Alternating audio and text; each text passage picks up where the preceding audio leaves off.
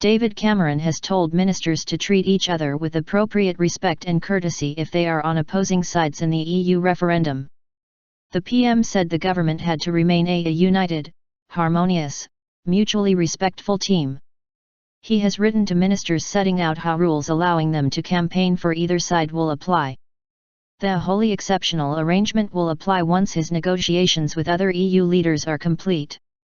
Mr. Cameron hopes a deal will be reached at next month's EU summit, and the UK government will then make a recommendation to the British public on which way to vote. The Prime Minister says he hopes this will be to remain in a reformed EU, but has consistently said he rules nothing out if his demands are refused. Mr. Cameron has agreed to suspend the normal rules of collective responsibility, meaning ministers will be entitled to disagree with the government's stance on the issue. A number of cabinet ministers are thought to favour an outvote. In a letter to all ministers, the PM said the arrangement would only apply to the question of whether the UK remains in the EU, and that all other EU or EU-related business is still the subject of the normal rules, so everyone in government will have to agree. Sincere beliefs. The special rules will only apply once negotiations are complete.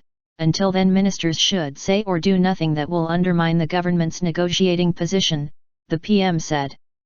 Mr. Cameron said the arrangement would apply to ministers who disagree with the government because of long-standing and sincerely held beliefs.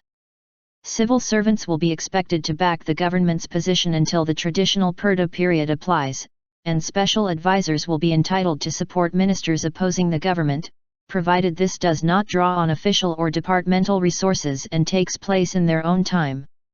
The Prime Minister told ministers they would still be responsible for governing the country and serving the public who elected us, adding, "This can only be done effectively if we remain, despite differences on this one issue, a united, harmonious, mutually respectful team."